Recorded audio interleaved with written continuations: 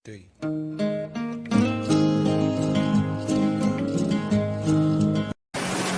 Assalamualaikum warahmatullahi wabarakatuh. Selamat pagi anak-anak. Bagaimana kabar kalian semuanya? Nah, syukurlah kalau hari ini kalian dalam keadaan sehat. Baik, sebelum memulai pelajaran hari ini, mari kita berdoa terlebih dahulu. Untuk ketua kelas, silahkan memimpin teman-temannya berdoa bersama. Terima kasih untuk ketua kelas.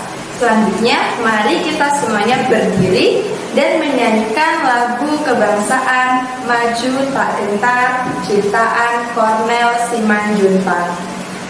Nah, baik anak-anak, tepuk tangan untuk kita semua. Selanjutnya, hari ini kita akan mempelajari materi pada KD 3.6 tentang konsep cinta tanah air, bela negara dalam konteks Negara Kesatuan Republik Indonesia.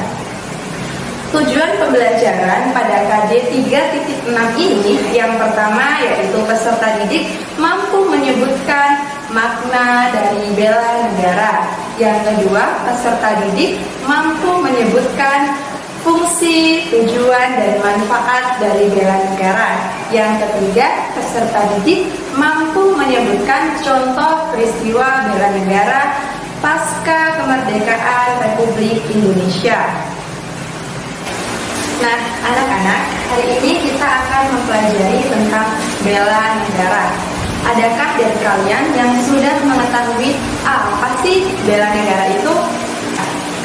Anak-anak yang ibu sayangi, sebelum kita mempelajari bela negara, baiknya kita mengetahui arti dari dua kata, yaitu bela dan negara.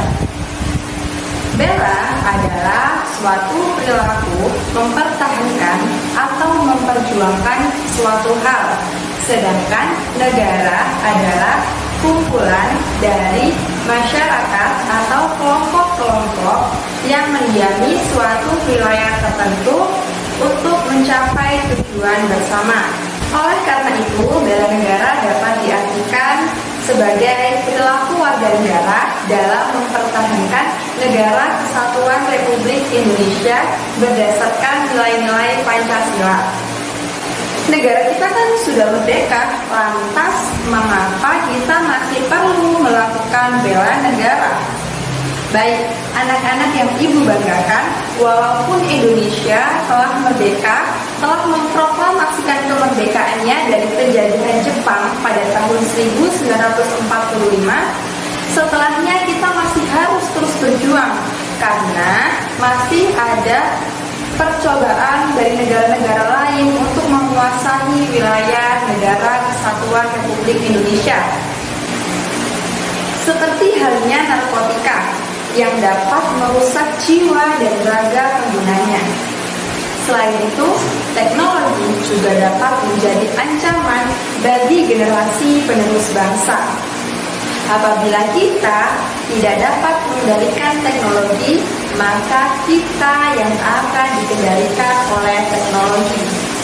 Misalnya, bangun tidur, langsung cari gadgetnya, langsung main game online, langsung main sosial media.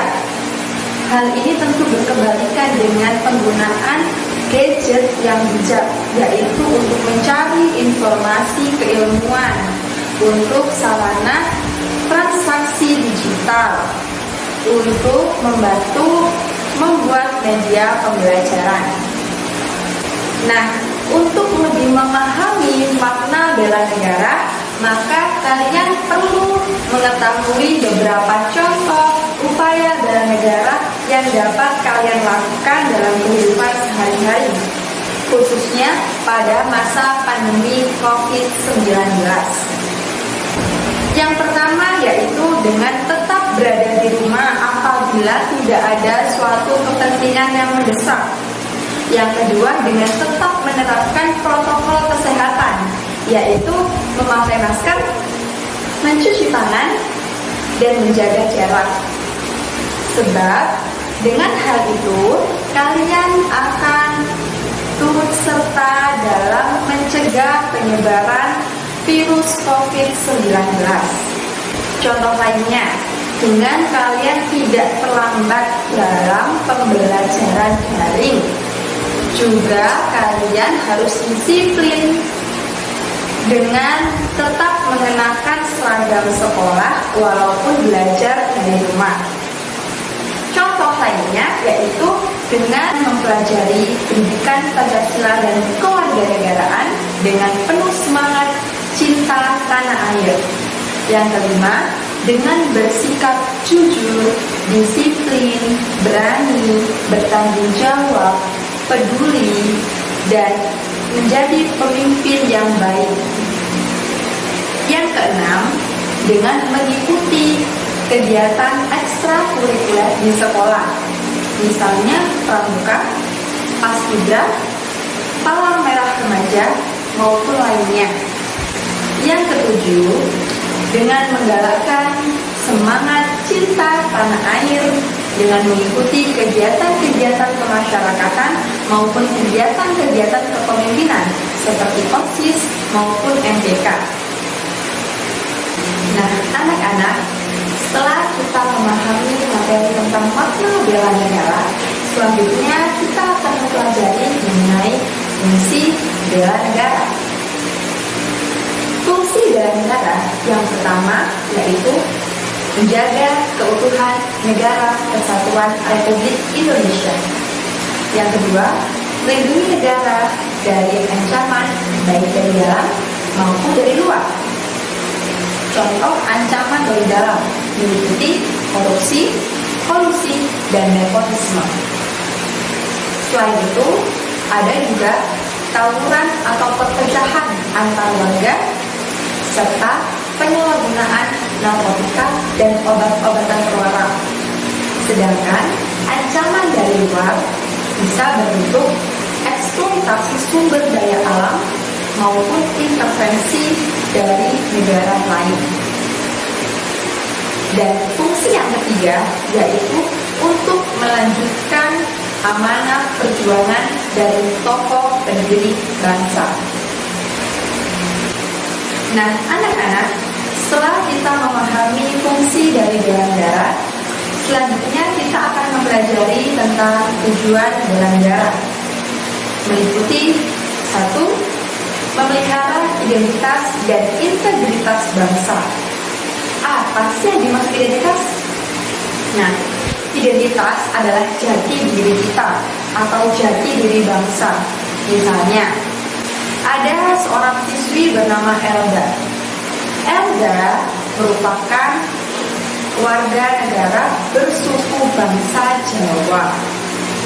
Maka, sebagai warga negara yang baik yang menjaga identitas suku bangsanya, Elda harus menjalankan dan mengamalkan nilai-nilai kebudayaan Jawa. Misalnya, bertutur kata yang sopan, berjalan dengan perlahan. Nah, Elda harus menjaga nama baik dari suku bangsanya. Sama halnya ketika Prima. Prima merupakan siswa kelas 9 SMP Negeri 4 Waru. Maka, dengan identitas yang disandang oleh Prima sebagai siswa kelas 9 SMP Negeri 4 Waru, Prima harus menjaga nama baik sekolahnya. Prima tidak boleh bertengkar dengan anak SMP lain. Prima harus menjadi siswa teladan yang selalu menjunjung tinggi nama baik sekolah. Sama halnya dengan identitas bangsa Indonesia yang harus kita jaga dan kita junjung tinggi nama baik, harkat dan martabat bangsa Indonesia. Tujuan yang kedua yaitu menjalankan nilai-nilai Pancasila dan Undang-Undang Dasar Negara Republik Indonesia tahun 1945. Misalnya, nilai pada sila pertama yaitu nilai ketuhanan. Maka, seorang warga negara yang baik, yang taat dan mengamalkan nilai-nilai Pancasila, kita harus taat beribadah kepada Tuhan yang Maha Esa. Tujuan bela negara yang ketiga yaitu mempertahankan kelangsungan hidup bangsa Indonesia. Kita memahami tujuan dari bela negara. Selanjutnya kita mempelajari tentang manfaat bela negara. Manfaat bela negara meliputi 1. Menumbuhkan rasa cinta tanah air dan rela berkorban. Yang kedua, membentuk jiwa patriotisme. Yang ketiga, melatih jiwa kepemimpinan. Nah, dengan mempelajari materi bela negara, maka dapat melatih jiwa-jiwa para generasi penerus bangsa untuk dapat menjadi pemimpin yang bijak, pemimpin yang tangguh, dan pemimpin yang amanah. Yang keempat, yaitu untuk membentuk perilaku terpuji seperti disiplin, bertanggung jawab, dapat dipercaya, peduli, tanggap, adil, dan rela berkorban. Yang kelima, yaitu untuk menghilangkan perilaku tercela seperti egois, tidak disiplin, suka berbohong, tidak amanah, dan lari dari tanggung jawab. Oleh karena itu, ingat ya anak-anak, bahwa sebagai seorang pelajar bukan merupakan hambatan untuk kita turut serta dalam upaya bela negara. Sebab dalam mempertahankan negara kesatuan Republik Indonesia dapat dilakukan oleh berbagai bidang profesi dan usia. Yang salah satunya dapat kalian lakukan yaitu dengan mempelajari pelajaran pendidikan Pancasila dan kewarganegaraan dengan penuh cinta tanah air dan semangat nasionalisme yang membara. Anak-anak, sampai di sini apakah ada pertanyaan? Agar kalian lebih memahami materi tentang makna bela negara, silahkan masing-masing siswa membuat resume atau ringkasan tentang makna bela negara. Resume tersebut dapat berasal dari penjelasan yang Ibu sampaikan maupun materi pada buku paket. Minggu depan, Ibu akan cek pekerjaan kalian satu persatu. Nah, baik anak-anak, tetap jaga kesehatan, patuhi protokol kesehatan. Minggu depan, kita berjumpa lagi dengan materi peraturan perundang-undangan yang mengatur tentang bela negara serta peristiwa perjuangan mempertahankan negara kesatuan Republik Indonesia. Nah, untuk ketua kelas silahkan memimpin doa bersama. Baik, terima kasih ketua kelas. Baik anak-anak, sekian yang dapat Ibu sampaikan, kurang lebihnya mohon maaf. Semoga ilmu kita hari ini dapat bermanfaat dan berkah untuk kita semua. Sekian, terima kasih. Wassalamualaikum warahmatullahi wabarakatuh.